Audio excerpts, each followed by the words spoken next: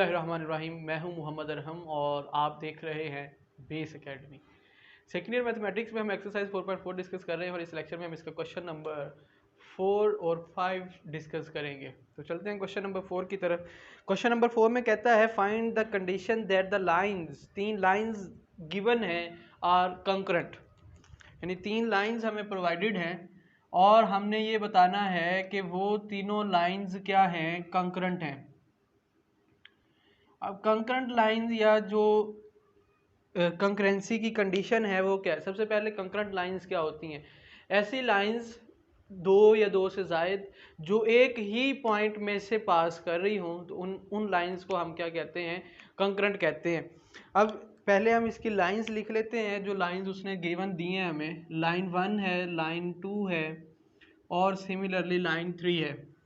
Line 1 है हमारे पास y equals to m1x, y equals to m1x plus c1, y equals to m2x plus c2, y equals to m2x plus c3। तो हम पहले इसे क्या करते हैं, जो जनरल हमारे पास लीनियर इक्वेशन की फॉर्म होती है उसमें चेंज करते हैं। y इस m1x को और c1 को इस तरफ ले आए तो ये हो जाएगा minus m1x plus Y minus c1 equals to 0। इसी तरह ये minus m2x plus Y minus c2 equals to 0। और तीसरी इक्वेशन हो जाएगी m3x plus y minus c3 equals to 0। अब आप इस सिस्टम ऑफ लीनियर इक्वेशंस को मैट्रिक्स की फॉर्म में लिखो, ठीक है। और उस जो कांस्टेंट नंबर्स वाला जो मैट्रिक्स होगा उसका आप डिटर्मिनेंट लो, वो इक्वल टू 0 आ जाए, तो इसका मतलब होता है कि जो गिवन लाइंस हैं वो हमारी क्या हैं, कंकरेंट हैं। तो हम पहले इसे फॉर कंकरेंट लाइंस, इसका जो डिटर्मिनेंट होगा, डिटर्मिनेंट आप कैसे लिखेंगे, यहाँ minus m1 1 minus c1 minus m2 minus m3 1 1 minus c2 और माइनस c3 इक्वल्स टू, अगर ये 0 हो तो इसका मतलब होता है कि ये लाइंस क्या हैं, कंकरेंट हैं। तो अब यहाँ पे आप इसे थोड़ा जो है सिंप्लीफाई कर लो तो ये सॉल्व हो जाएगा। यहाँ जो कॉलम 1 है इसमें से माइनस कॉमन आ रहा है तो माइनस आप बाहर कॉमन ले लो, तो ये बन जाएगा m1 m2 m3, माइनस बाहर एक कॉमन आ गया और ये 1 1 एज इट इज़ लिखा रहा 1 1।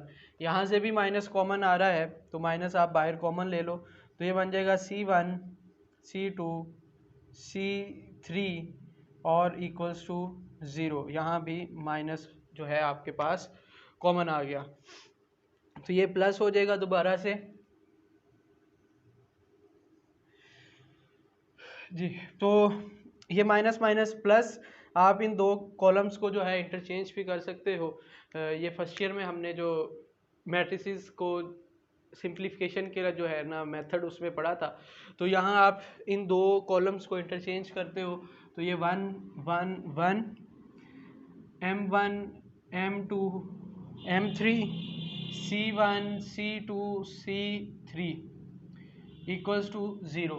जब आप दो कॉलम्स को इंटरचेंज करते हो तो बाहर माइनस आ जाता है, इस माइनस को उधर ले जाकर डिवाइड करेंगे तो 0 होने की वजह से ये यहाँ से ख़त्म हो जाएगा, एलिमिनेट हो जाएगा। वेल तो अब आप इस पे जो है ऑपरेशन अप्लाई करते हो। पहली रो एज इट इज़ रहने दो, तो 1 m1 c1 as it is equals to 0। मैं चाहता हूँ कि ये भी 0 हो जाए और ये भी 0 हो जाए, तो उसके लिए क्या करना पड़ेगा, आप रो 1 को एज इट इज़ रखते हुए उसकी मदद से रो 2 और रो 3 में ये 0 कर सकते हो। तो हम यूँ करेंगे, यहाँ पे मैं अगर इस तरफ लिखूँ R2 माइनस R1 कर रहा हूँ, ठीक है, और फिर R3 माइनस R1 करेंगे हम इसमें। तो R2 minus R1, 1 minus 1 0, M2 minus M1, C2 minus C1। इसी तरह 1 माइनस 1 0, ये जो आप इसमें से 1 माइनस 1 करोगे तो M3 माइनस M1, और इसी तरह C3 माइनस C1। तो अब आप इसे एक्सपेंड कर दें, एक्सपेंडिंग फ्रॉम कॉलम वन से जब आप इसे एक्सपेंड करोगे तो ये बचेगा कुछ इस तरह से 1 इंटू माइनर इसका M2 माइनस M1, ये थोड़ा M2 minus M1, C2 minus C1, M3 minus M1, C3 minus C1। इसी तरह माइनस इंटू ज़ीरो, ये जो है आपको पता है ज़ीरो होने की वजह से सारा जो फैक्टर हैं रिमेनिंग वो ज़ीरो हो जाएंगे, इस वजह से उन्हें लिखने की ज़रूरत नहीं है। तो अब 2/2 का जो है डिटर्मिनेंट हमें लेना आता है, तो यहाँ आ जाएगा M2 minus M1 into C3 minus C1 minus C2 minus C1 into M3 minus M1 equals to 0। तो इसे आप चाहे तो उस तरफ ले जाओ। तो this is the condition when these 3 lines will be concurrent. वो जो 3 उसने लाइंस दी थी हमें, उसकी जो कंकरेंसी की कंडीशन है वो हमारे पास ये है। Let me check its answer.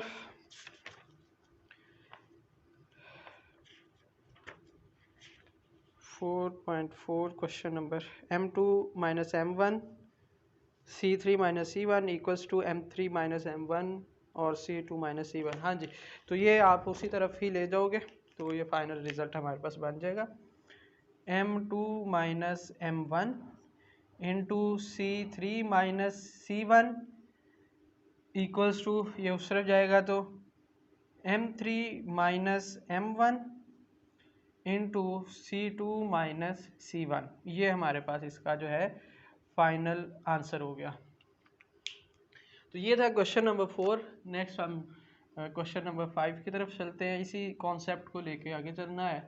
Question number 5 कहता है determine the value of P such that the lines, आगे 3 लाइंस दी हैं, meet at a point. Meet at a point का मतलब भी यही होता है कि जो 3 लाइंस आपको गिवन हैं वो क्या हैं, कंकरेंट है।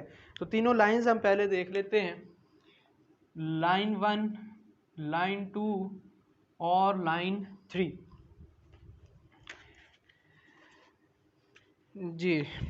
लाइन 1 है 2x minus 3y minus 1, 2x minus 3y minus 1 equals to 0, 3x minus y minus 5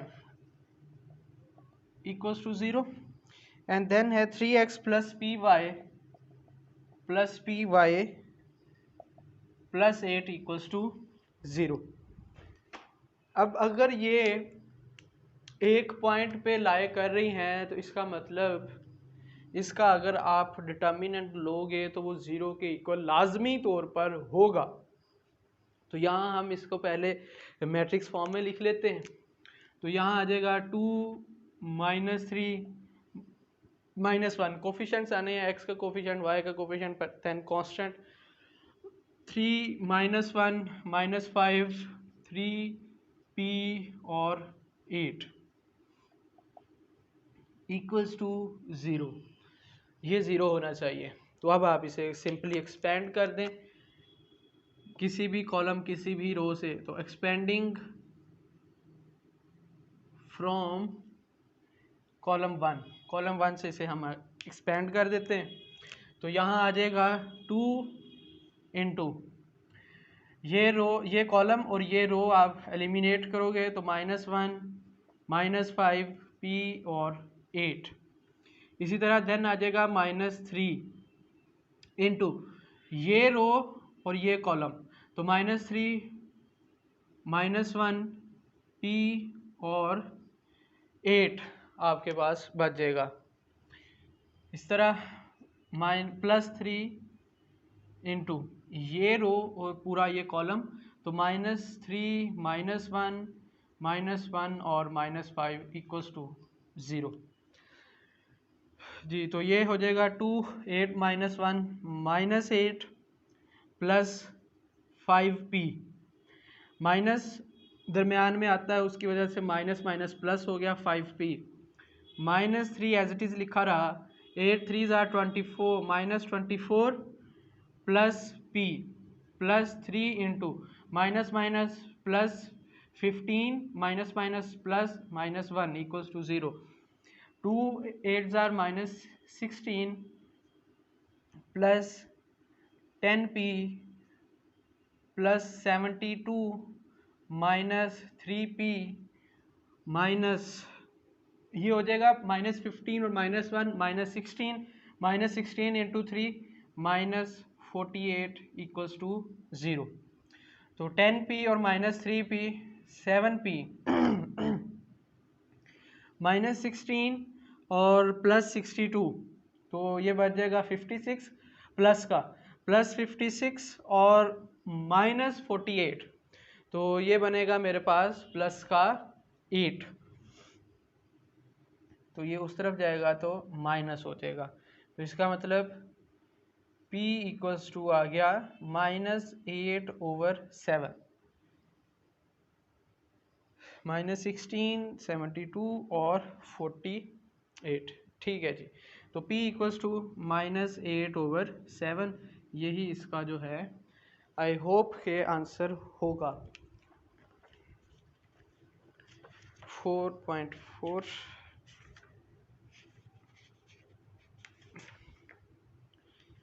p equals to -14, there is some problem with answer, -8 + 5p, ठीक है, -24 और +p भी ठीक है, +15 और -1 +15, ओह सॉरी यहाँ पे ये प्लस आना था, +15 माइनस माइनस प्लस +15, तो 15 और -1 14, ये सॉरी जो है यहाँ पे मिस्टेक होगी, यहाँ पे 14 और 14 3 ज़ार प्लस का 42 बचेगा, यहाँ पे +42, मैं इसे रेस करता हूँ एंड से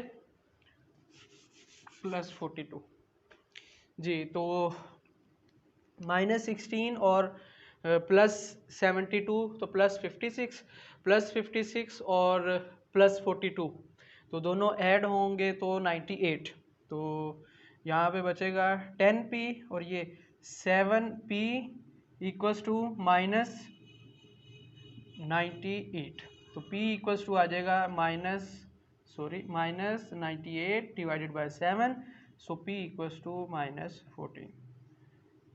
So this is our answer and this is our lecture about exercise 4.4 question number 4 and 5। इंशाल्लाह नेक्स्ट लेक्चर में आपसे जो है मजीद क्वेश्चन के साथ मुलाकात होगी, तब तक अपना और चैनल का ख्याल रखिएगा। अल्लाह हाफिज़।